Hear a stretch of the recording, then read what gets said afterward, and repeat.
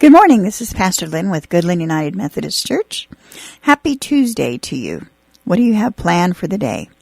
Have you ever taken a youth group on a trip? It's an amazing experience. But first, let's take a look at Scripture. Matthew 25:37 says, "Then those who are righteous will reply to him, 'Lord, when did we see you hungry and feed you, or thirsty and give you a drink? When did we see you as a stranger and welcome you, or naked and give you clothes to wear? When did we see you sick or in prison and visit you?' Then the king will reply to them, 'I assure you that when you have done it for one of the least of these, my brothers and sisters, you have done it for me.'" One summer, a youth group began a Bible study journey together in hopes of discerning how God was calling them to be agents of love in their city. They spent the summer practicing Lectio Divina, or divine reading, with Matthew 25 that I just read. This practice, they prayed, would grant clarity to them as they joined Jesus in mission over the next year. They studied the Scripture together, engaged in conversation with people in the community, and sought to hear and understand the various needs of their town.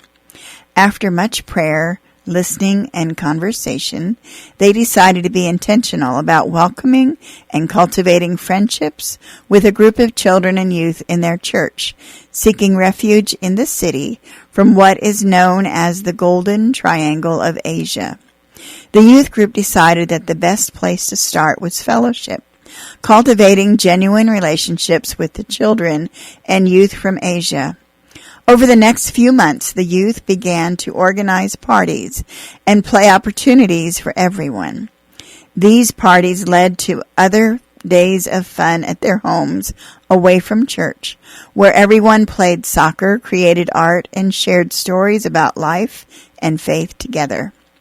The intentional times spent together, entering into one another's story and discovering the needs, led to a quality summer camp experience, which included sports and arts and educational tutorials and Bible study for children who could not otherwise afford it.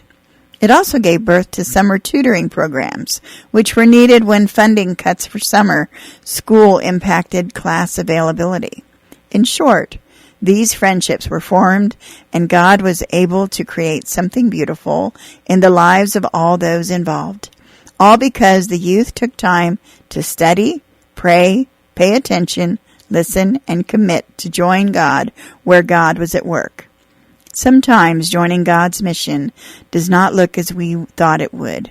As the Scriptures reveal to us, we often encounter Christ in the most unlikely places.